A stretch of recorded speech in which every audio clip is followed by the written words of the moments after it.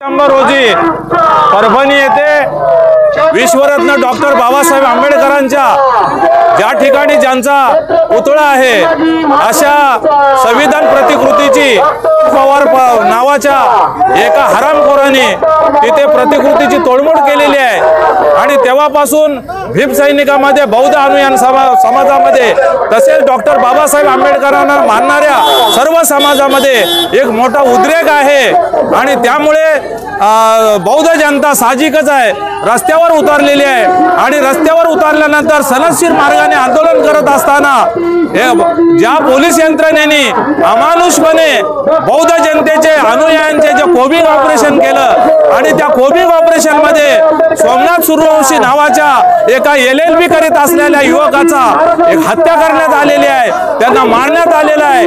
तर त्याच्यावरती पवार नावाचा जो हरामखोर आहे त्याच्यावरती देशद्रोहाचा खटला दाखल झाला पाहिजे।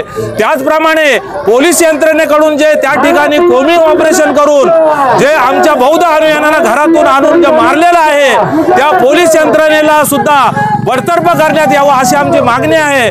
तसेच 18 डिसेंबर रोजी भारताचे गृहमंत्री अमित शहा यांनी आंबेडकर आंबेडकर आंबेडकर ही काय फॅशन आहे का असं जर देवाचं नाव घेतलं असतं तर 7 जन्म स्वर्गवास मिळाला असता असं ह्या अमित शहा नावाच्या व्यक्तीने जे बाबासाहेबांचा अपमान केलेला आहे अवमान केलेला आहे अशा गृहमंत्र्याला ताबडतोब माननीय नरेंद्र मोदी साहेब यांनी तात्काळ राजीनामा घेतला पाहिजे आणि त्यांच्यावर सुद्धा देशद्रोहाचा खटला दाखल केला पाहिजे असा आम्हा सर्व बौद्ध अनुयायांची त्याचप्रमाणे बाबासाहेबांवर प्रेम करत असलेल्या सर्वांची मागणी आहे हे याच ठिकाणी नमूद करतो।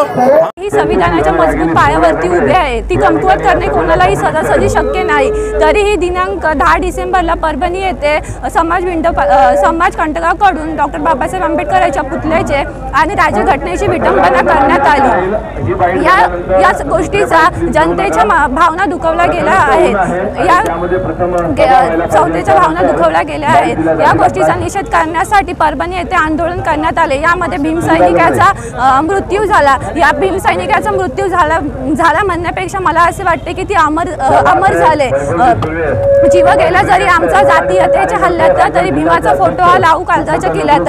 तसेच 18 डिसेंबरला संसदेच्या अधिवेशनात केंद्रीय गृहमंत्री अमित शहा बोलले होते की आंबेडकर काय करता, ही एक फॅशन झाली आहे, जर देवाचे नाव घेतले तर स्वर्ग भेटेल। मला असे वाटते की आंबेडकर एक फॅशन नसून आंबेडकर नावातच खूप मोठी ताकद आहे।